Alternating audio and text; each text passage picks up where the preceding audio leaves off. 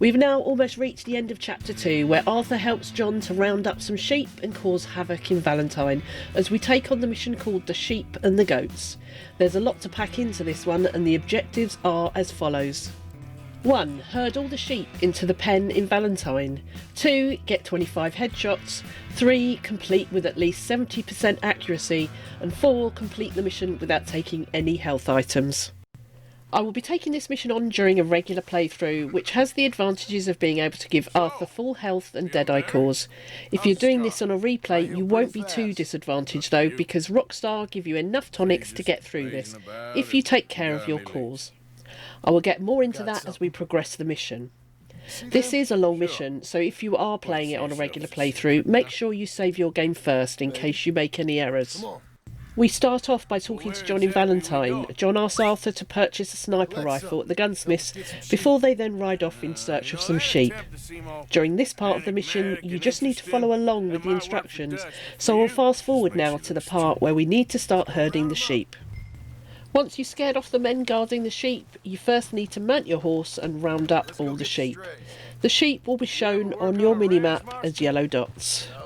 I think this part is pretty easy, but I'll leave it in here so you can see how I do it. Those cowboys I know are dumb as trees. How hard could it be?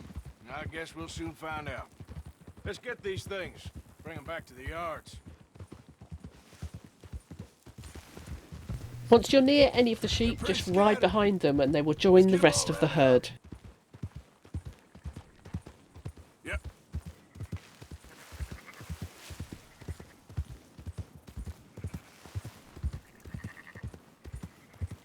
Once you've found all the sheep on your minimap, wait for John to tell you that you have them all, and you can then start making your way to Valentine.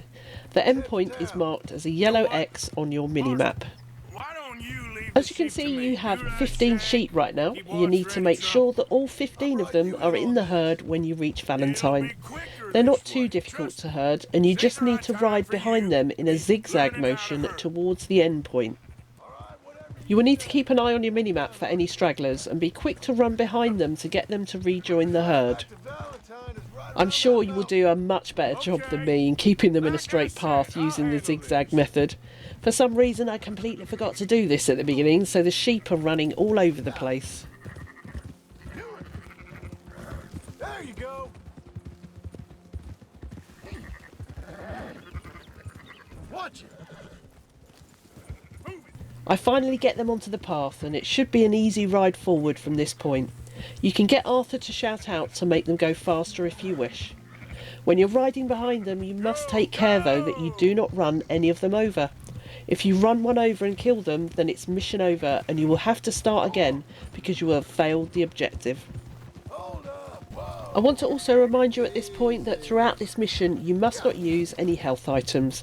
Health items include things like health tonics, moonshine, cooked meats or tins of food. If you consume anything that affects your health, then it will fail one of the objectives. Once you get to this path, the sheep use their own navigation system here and know exactly where they're going. However, sometimes they do get stuck behind rocks, so be on the lookout for any that fall behind. Come on. That's more like it.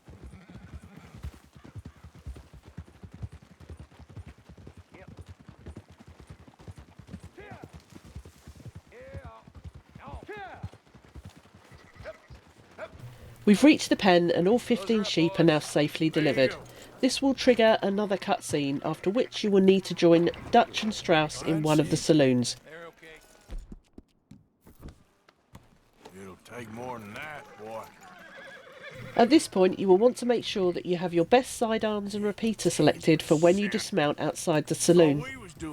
Before you enter the saloon, it's also advisable to use a Deadeye tonic such as snake oil or chewing tobacco in preparation for when you have to save John and Strauss outside the saloon.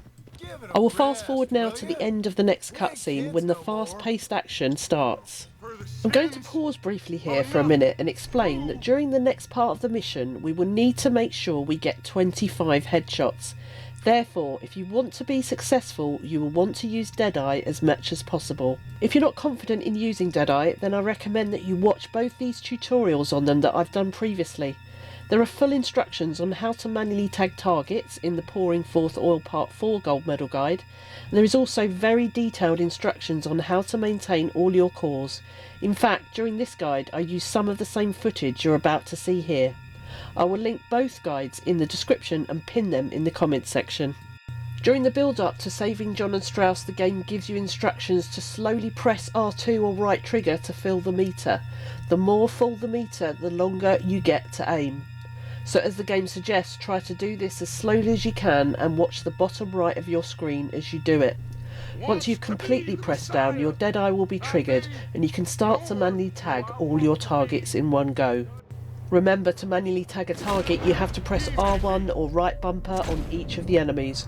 As we need to get 25 headshots, make sure you tag them on their heads. Once all the targets are tagged, you can then press the right trigger or R2 to finish the manoeuvre and shoot all the enemies in one go.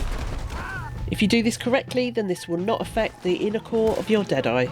Once this is done, immediately turn to your right and take cover behind one of the boxes like I do here. From this point on, you must make sure that you get headshots on every single enemy that you aim for. You must also make sure that you don't miss any of the targets. This is why using Deadeye is vital to your success. As you can see here, I'm also using Snake Oil in order to protect my Deadeye core. If you let the outer bar of your Deadeye deplete, it will start to drain the inner core.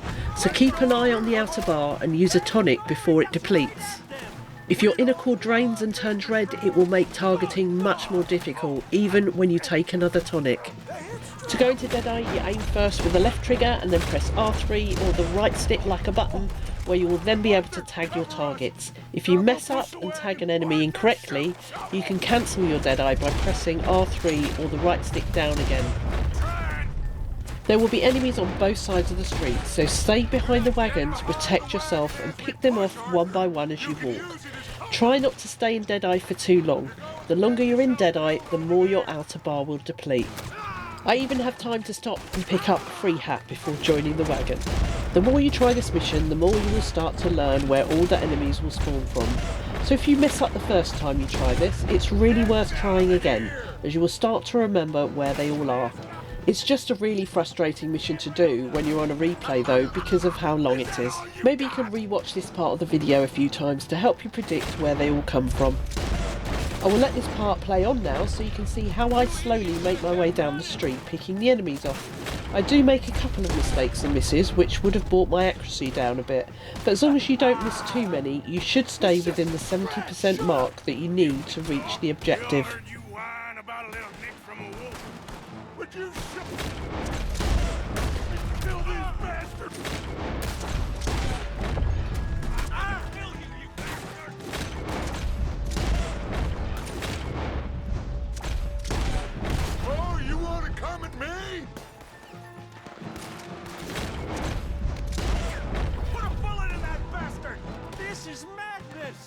You're on the front line now, Mr. Strauss. As you near the stables, there will be enemies to your right and one on top of the stables. You can also delay picking up Strauss until the very last minute in order to get some more headshots in. I can't do this! At least you ain't pushing this thing! Horses are over there! Grab Strauss and let's go! Ah!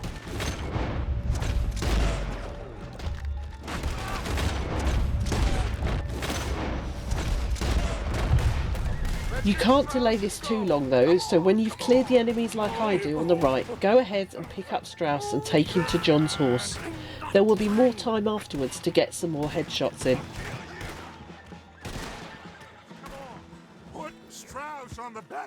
Once Strauss is on the back of John's horse, there will be a very short cutscene after which you will be left to fend off all the law and local guards.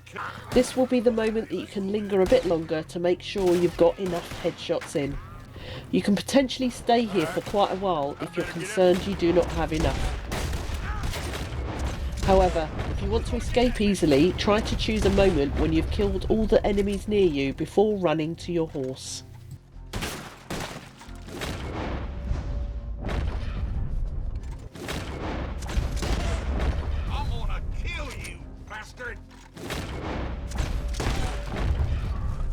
So after the last one is dead, I run towards my horse and attempt to escape Valentine. The path I take is through town and past the train station. This is actually the easiest route in my opinion, because as soon as you're outside the outskirts of Valentine, it will trigger the wanted notification. The law will also stop pursuing you once you are past the train station and away from Valentine. Once the wanted notification disappears, the mission will end, so fingers crossed you did everything correctly and you got your gold medal. Thank you so much for watching. If this guide helped you, please remember to hit the like button, and please do let me know in the comments section if you have any other helpful advice for others that I haven't included here.